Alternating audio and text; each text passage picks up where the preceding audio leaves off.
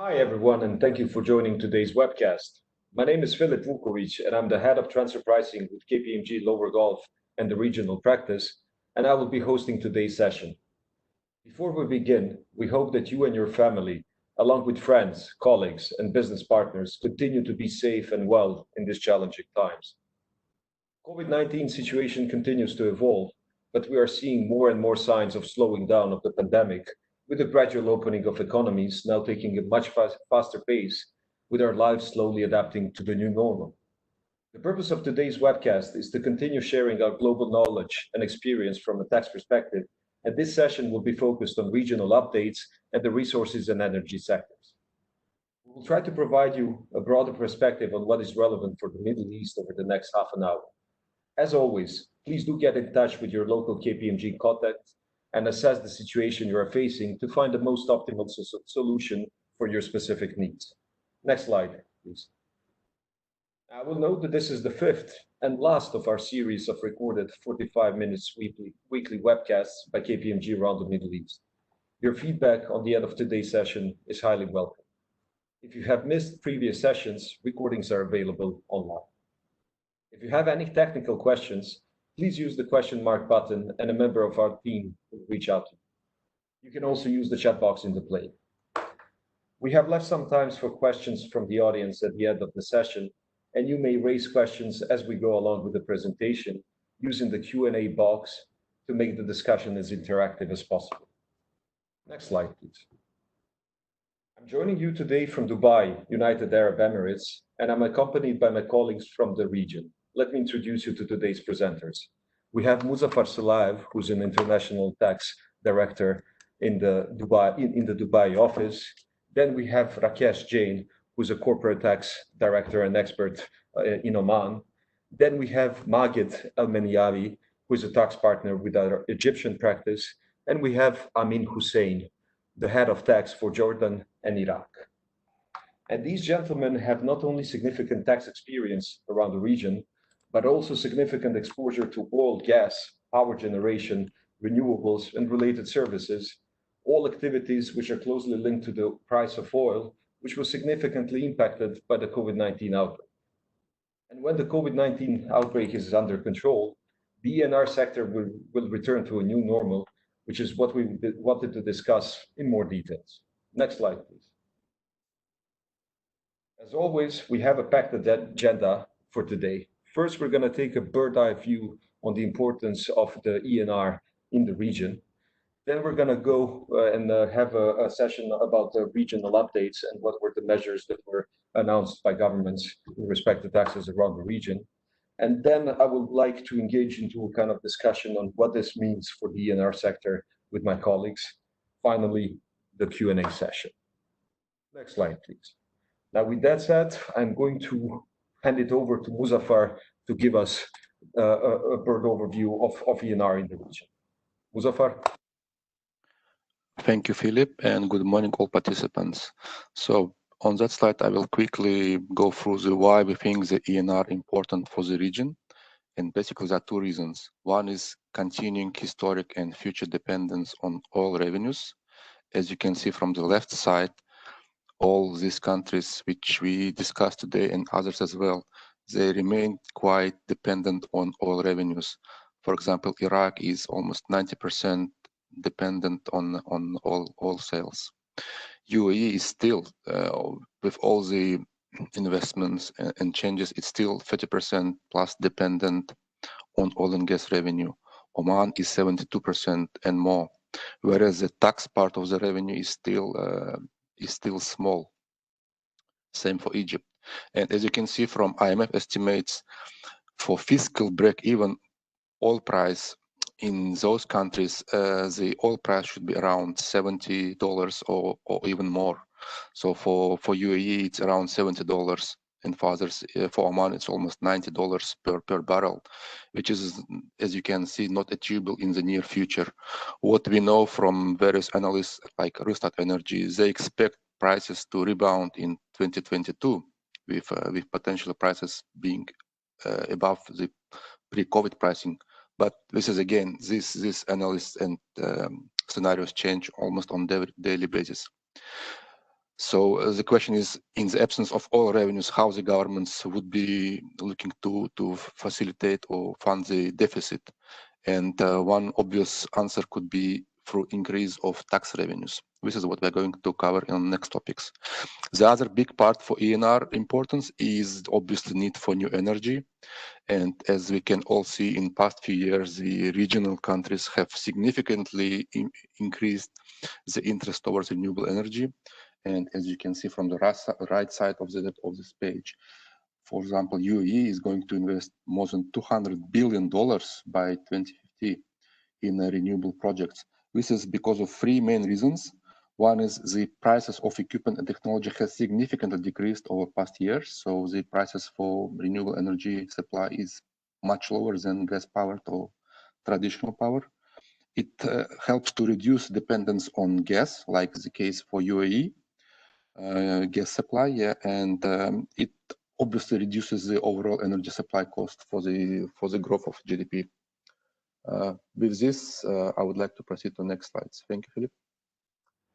Thanks a lot, Muzaffar. So I'd like to kind of understand the correlation of the pressure on the oil markets and then the transformation of the energy sector. What's happening in terms of updates in the UAE? We had a couple of them, but I think that there have been some updates in the last couple of weeks as well. Sure. Exactly. We had updates just 2 weeks ago, so there is not much happening. But very quickly, first, as economic substance, we now got additional new, it's now fourth in the row, additional guidance regarding the economic substance. And we will have a separate session on this. I just wanted to highlight that those rules do apply to energy sector because there may be related party services between groups with UAE entities involved. There can be intra-group financing or even third-party financing or even cash pooling or cash deposits could potentially be captured under those rules. And there could be, as we know, there could be headquarter functions performed by UAE entities for regional businesses. So focus must be taken on compliance with those economic substance rules. Second is a quick update is VAT extended, both payment and filing for March is extended till the end of May. And third one, a regulatory update. We all know there is FDI law, which was adopted in 2018, and not only now we have updates in terms of what exactly is required to achieve 100% foreign ownership in mainland entities. So now we have much more specific guidance and requirements to achieve 100% ownership in mainland companies. This is it, I think, for now for UAE. Thanks a lot. I like that the government is now kind of specifying how to achieve this 100% foreign ownership as they realize that foreign direct investment will continue to be an important factor of the kind of path to recovery. Thanks a lot, Muzaffar. Rakesh, could you guide us to what's happening to Oman, please? Sure. Good morning, viewers. I hope all of you are safe and well. Like most nations, Oman also announced its series of relief measures. As you can see on the left side of the box, the tax authority extended the payment and the filing deadlines for those who suffered on account of the precautionary measures. Some of these extensions are conditional, and we encourage all our taxpayers to discuss these issues proactively with the tax authority and clarify the relief being availed. Of course, no announcements are yet made on the final tax return deadline, which is 30th June for many taxpayers, and we will continue to update our audience on this front. Similarly, tax deductions have been announced for donations made towards the COVID fund. On the non-corporate tax measures, you can see that a much needed relief was announced for the tourism industry and the commercial establishments by exempting the 4% and the 5% levy, as also, of course, relaxing the import documentation on essential commodities. There are two important updates relating to the Oman Tax Authority and certain international tax reforms. For example, Oman has signed the multilateral instrument as also the exchange of information agreements. These topics will be covered in detail in a subsequent webinar. Similar to the other GCC nations, the Apex Bank in Oman also announced its liquidity measures to support the economy, along with incentives which are being provided by financial institutions, especially to the SME and the individual sectors for loans. On the administrative front, the market regulator has allowed extensions to conduct general meetings. These are all welcome initiatives, and given the current situation, one expects that such measures will continue in future as well. Thank you, Philip. Thanks a lot, Rakesh. And what is interesting very much for me is, although we have COVID-19 measures, it doesn't mean that the tax authority has stopped. And we have the new tax authorities and the continuing on international tax reforms, which is very kind of significant. And I look forward to the next webinar that when you're going to be discussing this. Thanks a lot, Rakesh. Maged, thanks a lot for joining. Could you kind of guide us to what's happening in Egypt briefly in terms of COVID response?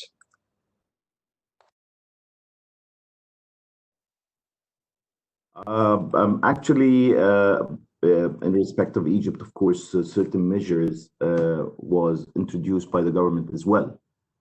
And, this is in terms of the corporate income tax, withholding tax, VAT, and stamp tax.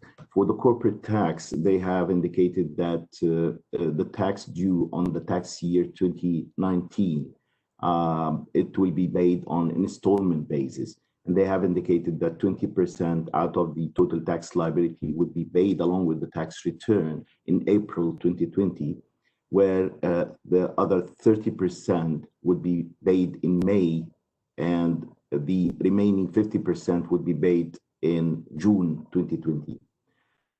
The tax authority has accepted to lift all the bank liens that is imposed on the defaulted taxpayers as well. And they have indicated that if the taxpayer will pay a certain percentage out of the total tax liability, they will accept to lift the bank lien.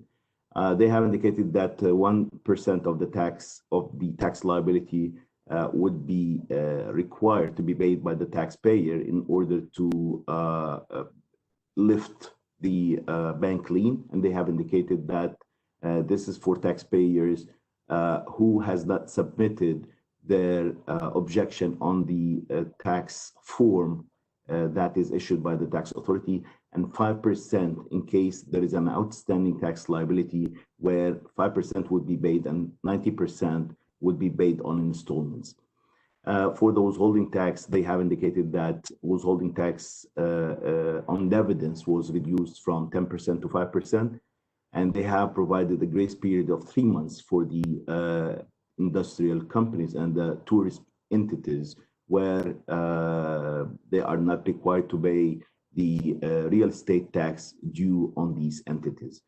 For the VAT, it was indicated as well that all taxpayers in Egypt are required to file a sort of a breakdown along with the monthly VAT return, which outline the details of the invoices and purchases as well for the sales and purchases. Otherwise, if they fail to file the breakdown, this would be regarded by the tax authority as a tax evasion. For the stamp tax, they have reduced the stamp tax rate on the disposal of securities for the taxpayers, either if they are resident or non-resident.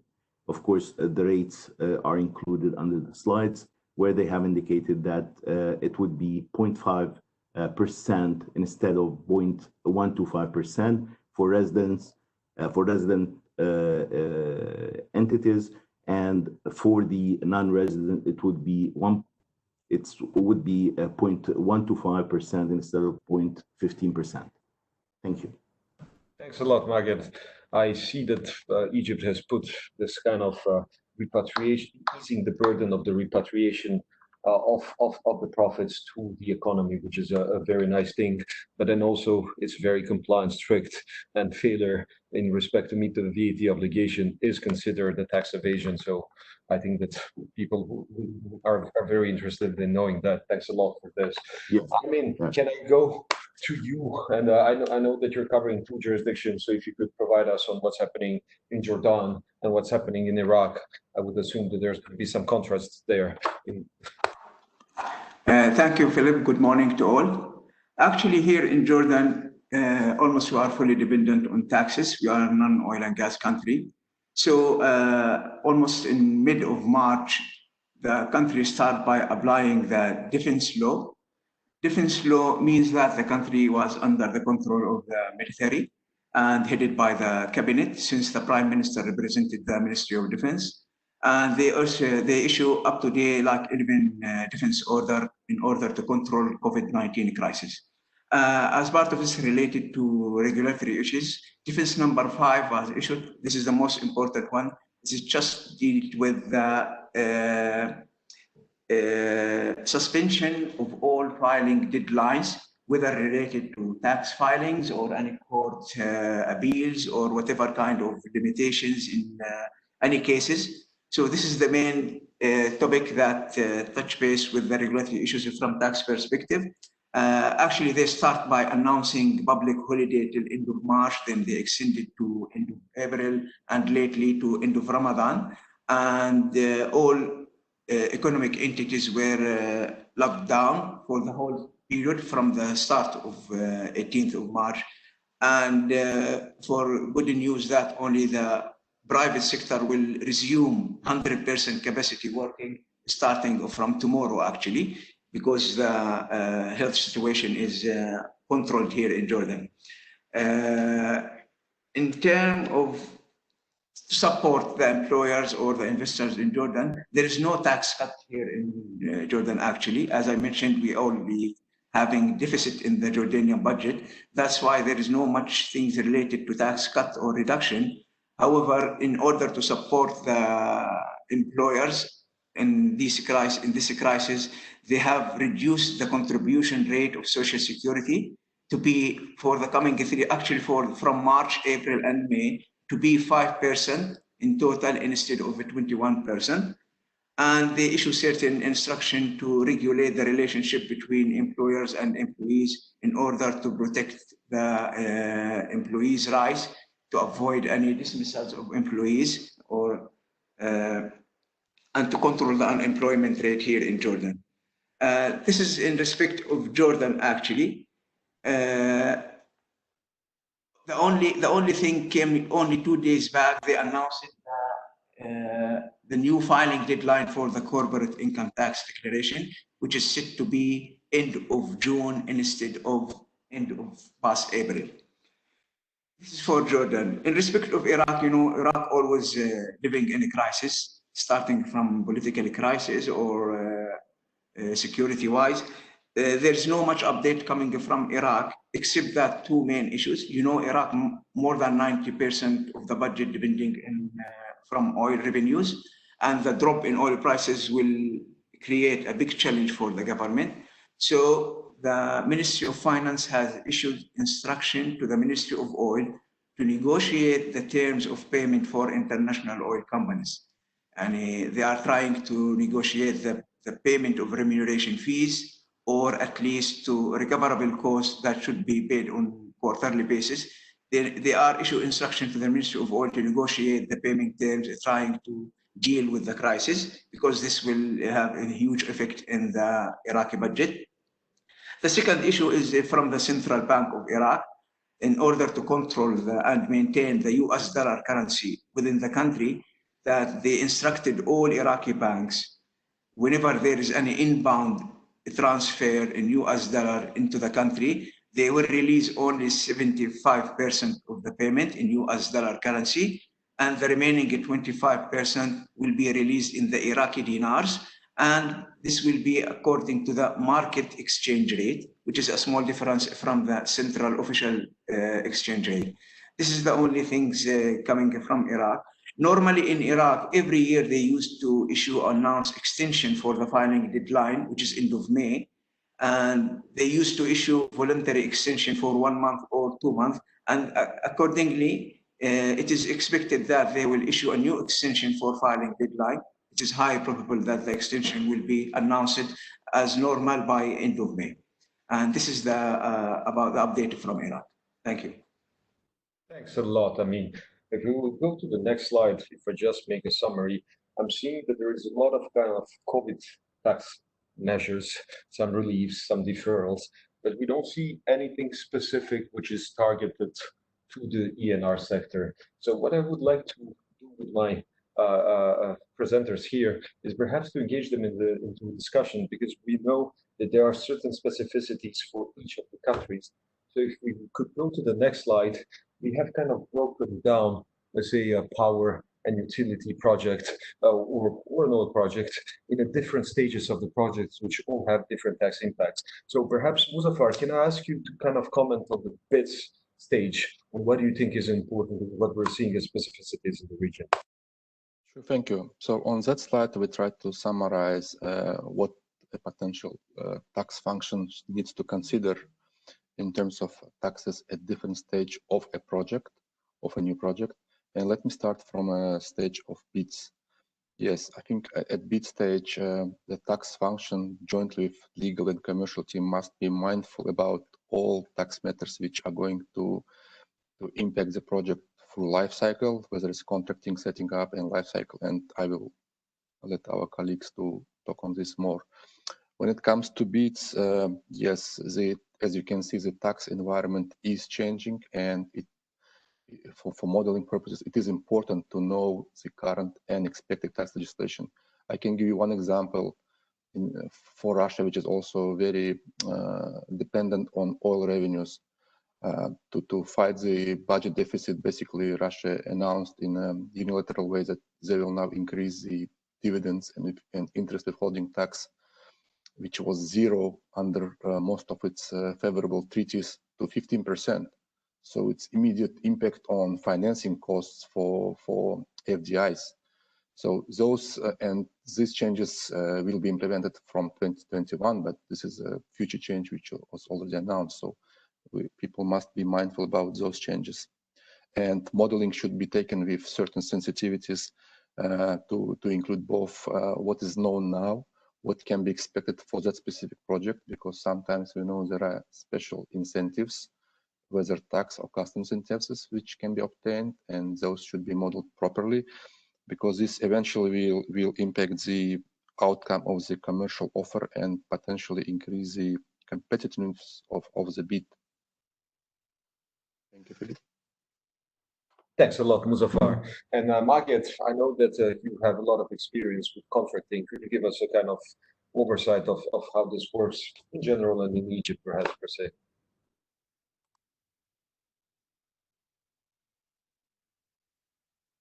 Controlled by a concession agreement. So any contractor who would like to invest in oil and gas upstream business, they have to conclude a concession agreement with the government. The government is required to sign this agreement of acceptance, and all tax treatments included under the concession agreement. So the concession agreement's provisions override the provisions of the domestic tax law.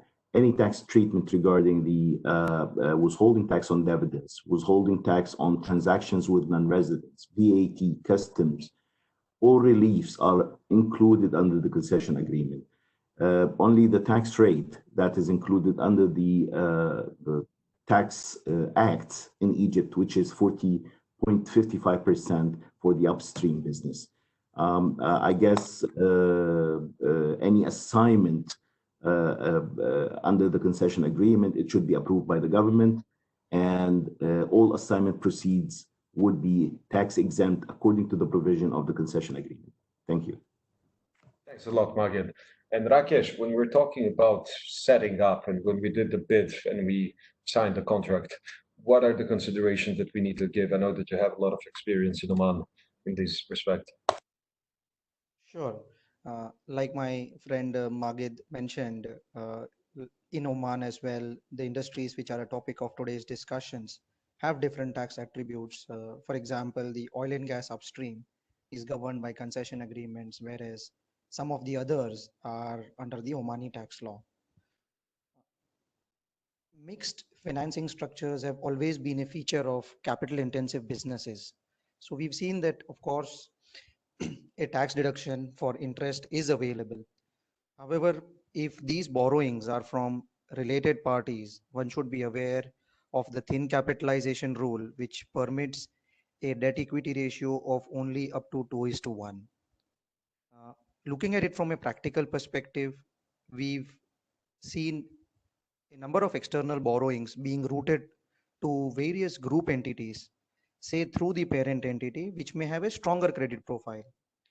So while in substance, these appear as third-party borrowings for the business fraternity, the tax authorities are keen to apply the thin cap rule, and hence, in these situations, we believe a careful planning is, of course, necessary. Moving to the other aspect on IFRS and tax and its interplay, uh, more recently, we've seen the new IFRS standards impacting tax treatment to be adopted by the businesses. For example, tax treatments on lease payments, deferred revenue recognition, and expected credit losses. We've seen that some of these issues can have an immediate impact on the cash tax outflow, and hence there is a need to adopt a informed tax position in the returns such that you can mitigate the cash outflow. To give an example, while under IFRS 16, lease accounting has changed and we look at ROU assets, whereas for tax purposes, the tax authorities may still be keen to evaluate the deductibility on the actual expense being incurred for the year. Moving on to the last point relating to setup, I feel that exemptions and incentives can indeed be explored. Just to give an example, a 10% withholding tax applies on overseas payments. We can explore certain exemptions on these withholding taxes through the beneficial provisions of the domestic law and certain favorable provisions of the tax treaty network which Oman has. Of course, subject to commercial considerations, these exemption aspects can definitely help minimize the effective tax burden on the project. Thanks. Thanks a lot. And I think that these kind of requirements might even be more strictened and strictened as we are seeing more interest limitation rules being applied and rolled out worldwide. And finally, on the life cycle, I mean, I don't know anybody that has more experience on the life cycle of a ENR project and how do we manage tax during the life cycle of the investment. If you could share some lights and some experience, I'm sure that you have many. Okay, actually for Jordan, we don't have oil and gas concession agreement. Mainly, the main investment or foreign investment in Jordan are in the energy sector, either through the double cycle power plant generators or the renewable energy actually. This is the main project in Jordan, and under concession agreement that almost lasts for between 20 to 25 years, the taxpayer can enjoy like 70% reduction in from income for 10 years, a relief from taxes for 75%. And the tax rate applicable here in Jordan almost 24%, unless you have a special tax rate for a specific project agreed with the government. Here in Jordan, we have a sophisticated tax regime and a stable tax regime actually. And there is a real tax audit conducted by the tax commission over the tax file, and the taxpayer here can defend their position strongly actually. If there is any unfair assessment, they can object within the tax commission, or even they can go to court. The tax laws and regulation are very clear here in Jordan. If there is any kind of small dispute or views, they can be either discussed internally within the tax commission, or you can appeal for the tax court in Jordan. If you have any kind of refund, you can get the refund because it is stipulated by the law that there should be a refund within a limited period of time. And all related party transactions are governed by the law, or their head office cost even it can be treated according to the tax law in Jordan. Actually, this is in Jordan completely, the case is different in Iraq. Despite they have similar tax law, however, when it's come to practice, Unfortunately, in Iraq, there is no real tax audit. They don't look at the result of the financial statement. They go only with deemed assessment. There is a huge investment. Most of international oil companies having agreement with Ministry of Oil in Iraq, but still they are struggling with the tax commission. From the beginning, maybe from late 2008 up to 2016, the taxes were collected by the Ministry of Oil, and starting from 2017, the taxes started collected from the tax commission. So till today, none of the international oil companies has finalized any tax assessment. It is only still open. All the years are still open because of this unsophisticated tax regime and the challenging between the Ministry of Oil and the tax commission, and any clarity, or there is no right implication for the tax law in Iraq. They just apply the deemed profit from the top line. They are collecting either 35% from revenues from oil and gas or and related industries, and they are collecting 15% from revenues for other sectors other than oil and gas. And for the time being, despite the tax law in Iraq state that there should be a refund, for the time being, they are not doing any refund, but you can claim credit. If you have any excess payment, it can be credited against a few future tax liability. When it comes to related party transactions, since there is no real tax audit, so it will not. It doesn't make any sense to do any related party transaction, or at least there is no real tax audit. That's mean whatever you mention in the financial statement, it is not subject to audit. And this is the situation in Iraq. Thanks a lot, gentlemen, for these inputs.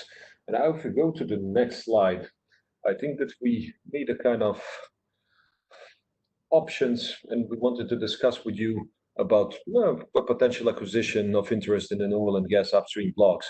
Then we have different models on how we can perceive, and we also have different kind of important points that we need to consider. So let's start with the tax regime. Muzaffar, can you kind of give me an overview? If we would to structure the option, what would we take a look at? Sure. Let me start with the tax regime, and can we jump to the next page? That has a summary of key tax regime across all countries for today's topics. Yeah. So as you can see from that slide, and you will see that in more detail following the webcast, the ENR or oil and gas extraction regimes are very different between the countries. First, rates are very different, so it can start from 35% in Iraq, and it can go as high as 80% in UAE. So plus in UAE, all taxes are paid by contractor, whereas in Oman and Egypt, taxes are paid by government on behalf of contractor and usually covered by the oil which is allocated to the government. So coming back to the slide. So this is really important to consider specifics of a tax regime for ENR in a particular country. Both considering to what extent we should use special regime, to what extent other taxes, for example, VAT or customs, still apply on the general legislation. The other thing which needs to be considered, we should look not only as a tax regime in the project country, but also what will be the tax outcome in the investor country. So for example, in case of UAE, we know in many cases it is a Dutch BV which establishes a branch in UAE. And under Dutch laws, in such cases, because branches are fully operational, its profits are not taxable in the Netherlands. So they are fully taxed in UAE, but they're not taxed in the Netherlands. It provides relief, and it also works commercially because many investors may prefer to invest through a Dutch platform rather than setting up a UAE local subsidiary. Thanks a lot, Muzaffar. And then cash outflow, I will assign this to Amin because I know that you have a lot of experience there. What do we have to consider in this respect? Actually, as we mentioned that Iraq heavily relying on deemed assessment, and they don't have the sophisticated tax regime, and actually they don't even have the right experience within the tax commission or within the tax employees. They don't have the right experience to deal with tax assessment or conduct any tax audit. That's why, in order to maintain the tax collection from the taxpayer, they are heavily applying the deem assessment by collecting taxes from the top line. That's mean all investors when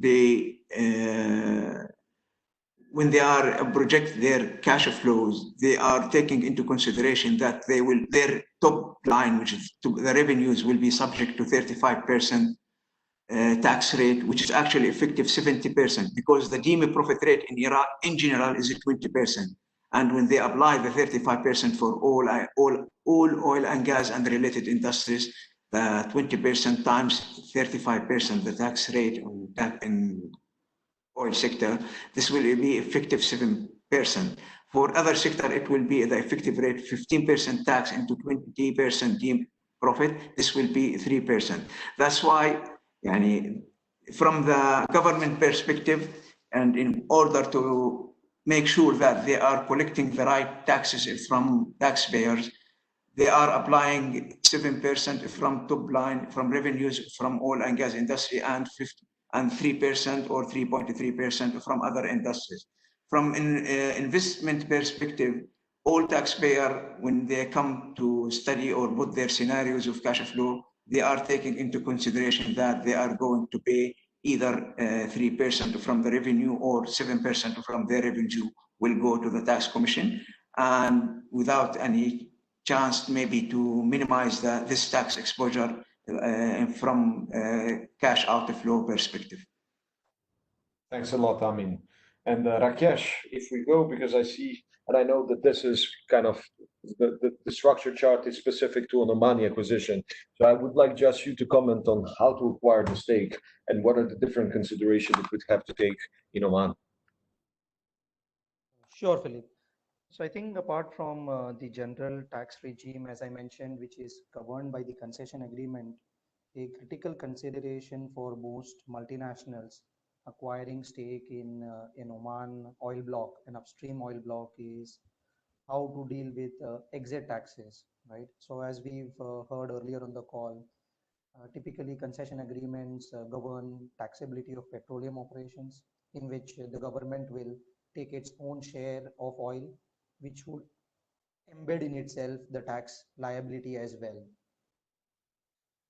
As readers can observe, there are certain typical and popular investment structures which are either to do with holding the interest in the block direct, or maybe through an SPV. This SPV could of course be either set up in a friendly jurisdiction overseas, or could be an Omani SPV.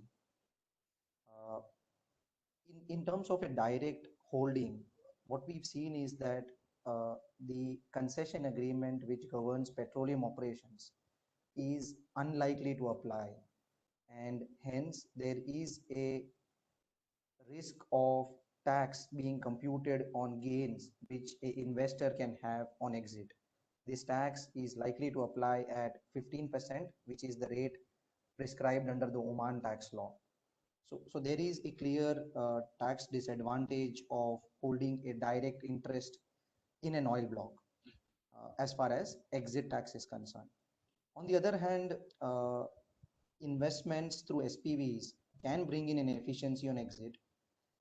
This is primarily because the Oman tax law currently does not have express rules on what is called as indirect transfers, right? So for example, if the headquarter were to transfer the shares of the foreign SPV, would Oman apply a tax? And probably there is an element of efficiency built in there. Here I must add that the Oman tax authorities do have the powers to challenge the structure on anti-avoidance rules which are enshrined in the Oman tax law. And their general view, more informal in a way, is that they've seen that this is essentially a transfer of interest in an oil block. So in whichever form it is done, ideally the Omani government should have a right to collect taxes. I would still feel that the provisions are not so clear which can reach or allow this conclusion. Hence, we believe that for foreign multinationals willing to acquire stake in a Omani oil block, a SPV structure is useful and of course needs to be cautiously adopted considering the overall objectives of the group. Thanks, Philip. Thanks a lot. Thanks a lot, Rakesh. And finally, Magid, I know that upstream is only one part of the project, and you in Egypt have a lot of kind of downstream activities as well. Could you perhaps comment on how do we link now this upstream and downstream business, and what do we have to consider? Yeah, for the downstream business, of course, there would be companies who are providing services to upstream business. And these entities, this is from what we have seen in practice, that they are in the form of subsidiaries. And they are providing the services where they would be liable to pay taxes in Egypt. So they have to file annual financial statements. They have to file annual tax returns. They are liable to pay income tax on the net taxable income at 22.5%. They have to adhere to the Egyptian Tax Act, actually. And again, there are no specific exemptions under the tax law for the downstream business. Thank you. Thanks a lot, Magid. If I go to the next slide, I think that we have provided you a kind of overview and comparison of the GCC, of the oil and gas kind of tax regimes around the region, relevant to the countries that we have covered today.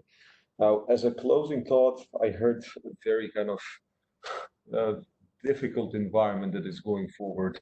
We have the reliance on ENR sector, which is big. We have the new renewables which are coming into place and which will be a big kind of push and a significant investment going forward. And we have an ever-changing landscape. So I think that the message that we here give to you is that you have to start to stay alert and perhaps to keep up with the developments and see on what is the potential on how can the landscape change in order to model it and put the tax functions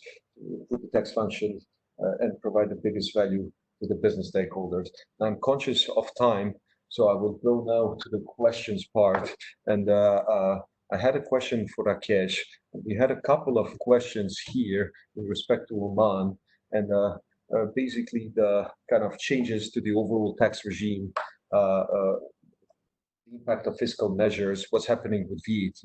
So perhaps can you kind of give us an overview of what do you think and what do you see? Sure. So I think the Oman Tax Authority has in fact gone a transformation, and it now in a way carries an independent status with reporting lines directly to the Council of Ministers and a number of additional powers. What we've seen is that they are proactively looking at bringing in efficiencies into their corporate tax assessment framework.